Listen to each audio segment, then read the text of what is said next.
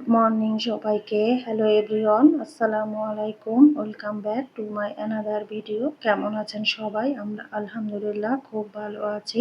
তো আজকে হচ্ছে আমি একদম সকালবেলা ঘুম থেকে উঠেই বিরিয়ানি রান্না করতে চলে আসছি কিচেনে। এখানে বিরিয়ানি রান্না করার জন্য সব কিছু আমি রেডি করে নিয়েছি। আর এই যে বক্সে দেখতে পাচ্ছেন, আমি গতকাল রাতেই কিন্তু মাংসটাকে মেরিনেট করে রেখেছি। আর আজকে বিরিয়ানিটা হচ্ছে আমি চিকেন দিয়ে করব আর পোলাও চাউল দিয়ে করব। তো দেখতে থাকুন আমার আজকের ভিডিওটি। আশা করছি আপনাদের কাছে ভালো লাগবে, আর ভালো লাগলে প্লিজ একটা লাইক করে দিবেন। তো প্রথমে আমি পেঁয়াজগুলোকে ব্রেস্তা করে নেব।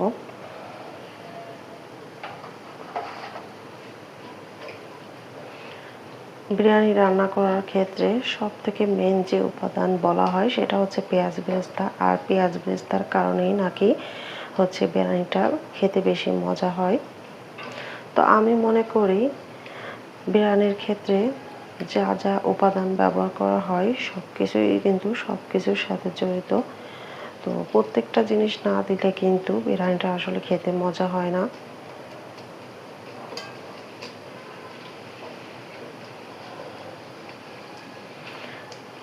পেঁয়াজটা ব্রাউন কালার করে আমি অর্ধেকটা তুলে নেব, আর বাকি অর্ধেকের মধ্যে মাংসটা আমি রান্না করে নেব।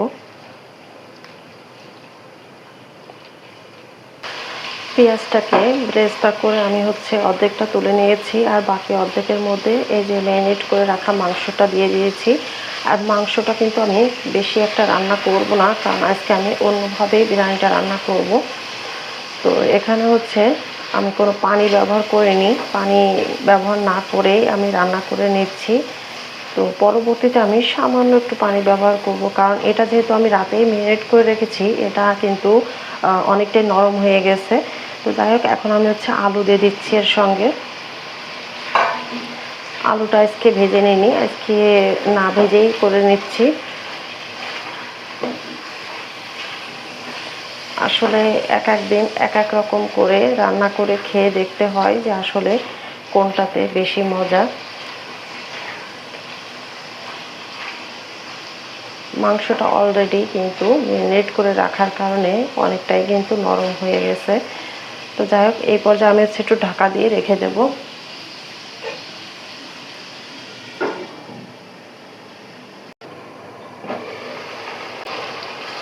আমি মাংসের পানিটাকে টানিয়ে সামান্য একটু পানি দিয়ে দিয়েছি আলু এবং মাংসটাকে রান্না করে নেওয়ার জন্য।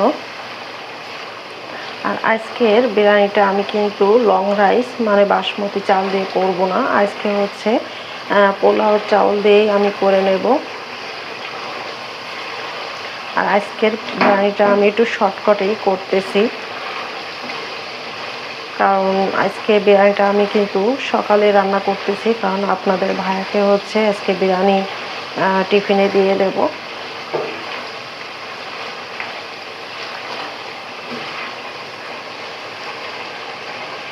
আমি আবার ঢাকা দিয়ে রেখে দেব।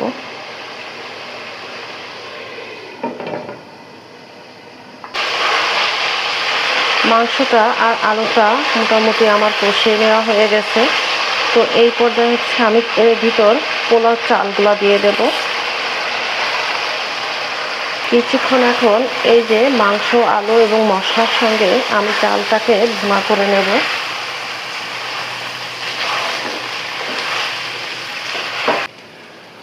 তো চালটা ভেজে নিয়েছি, এখন হচ্ছে এই যে পরিমাণ মতো পানি দিয়ে দিচ্ছি। এখানে আমি রাইস কুকারের পটে 3 পট চাল নিয়েছি, তাই এখানে আমি হচ্ছে 6 পট পানি দিয়ে দিচ্ছি, তাহলে কিন্তু পারফেক্টভাবে আমার ভাতটা হয়ে যাবে।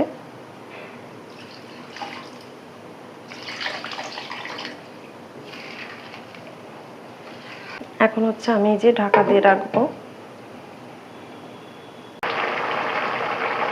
তো এখন হচ্ছে আমি কয়েকটা কাঁচামরিচ দিয়ে দেব, সাথে কিছু আলু বোখারা দিয়ে দেব।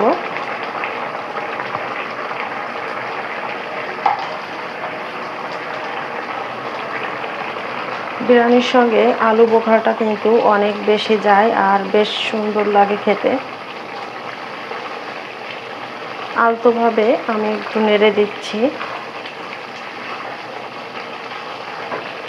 এইভাবে বিরিয়ানি রান্না করা আমার আসলে হয় না। আমি ম্যাক্সিমাম দিন বিরিয়ানি রান্না করি বাসমতি চাউল দিয়ে, আর আমার কাছে ওইটাই বেশি ভালো লাগে। কিন্তু আবার একটু ঢাকা দিয়ে রেখে দিই। বিরিয়ানির পানিটা অনেকটা শুকিয়ে গেছে, তো এখন হচ্ছে আমি একটু দমে দেব। দমে দেওয়া বলতে এরকম একটি লোহার তা বসিয়ে দেব, আর এই লোহার তার উপরেই কিন্তু এই বিরিয়ানির পাতিলটা আমি বসিয়ে রাখবো। তাহলে কি হবে, এটা দমে দেওয়ার মতনই হবে। আস্তে আস্তে করে রান্নাটা হবে। এদিকে তলায় কিন্তু আমার বিরিয়ানিটা লেগে যাবে না, আর এদিকে কিন্তু আমার ভাতটা বেশ ঝরঝরে হবে। তো এভাবে করে আমি আরও 10 মিনিট ঢাকা দিয়ে রেখে দেব। এখন একবার ভাতটাকে নাড়াতে দেব, মানে নিচের ভাত উপরে তুলে দেব আর উপরের ভাত নিচে দিয়ে দেব। দিয়ে পেঁয়াজ বেরেস্তা দিয়ে আমি হচ্ছে ভাতটাকে পুরাপুরি 20 থেকে 30 মিনিটের জন্য একদম লো রেখে দমে রেখে দেব। এখনই কিন্তু দেখে বোঝা যাচ্ছে ভাতটা অনেক সুন্দর হয়েছে এবং ঝরঝরেই কিন্তু হবে, একদম পারফেক্ট পানি দেওয়া হয়েছে কিন্তু।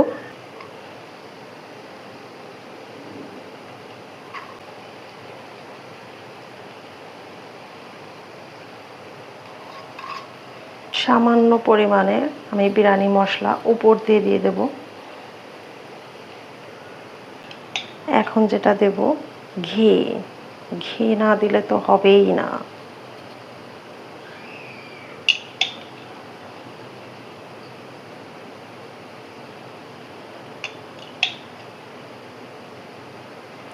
ব্যাস, এতেই হয়ে যাবে।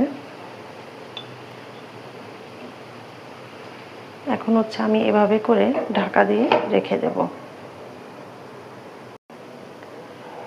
তো এখন চলুন দেখে নিই বিরিয়ানিটার কি অবস্থা।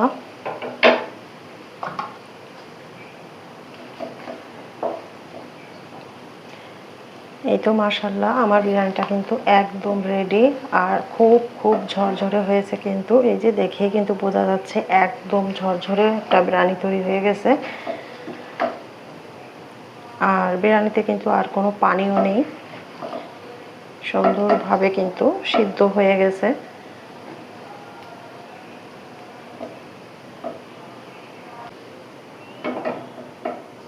তো আমার বিরিয়ানিটা রান্না শেষ, এখন হচ্ছে আমি চুলাটা অফ করে দিচ্ছি। তো এখন হচ্ছে আমি আয়নের পাপার টিফিনটা রেডি করে দেব, আর ও হচ্ছে সকালে খেয়ে যাবে, সেই খাবারটাও আমি ওকে রেডি করে দেব। তো আয়নের পাপা হচ্ছে ঘুম থেকে উঠে ওয়াশরুমে চলে গেছে, আর এদিক দিয়ে আমি ওর টিফিন রেডি করে রাখতেছি। আর আজকে শুধু ওর জন্য না, ওর এক অফিস কলিগের জন্য আমি হচ্ছে টিফিন দিয়ে দেব। বিরিয়ানিটা যেহেতু মাত্রই হচ্ছে চুলা থেকে নামিয়েছি, তো বিরিয়ানিটা তো এখন অনেক বেশি গরম, তাই এখন মুখটা আটকাচ্ছি না, এটাকে এভাবে করে কিছুক্ষণ আমি খোলা রেখে দেব। তো আজকের ভিডিওটি আমি এখানেই শেষ করছি। সবাই ভালো থাকবেন। আল্লাহ হাফেজ।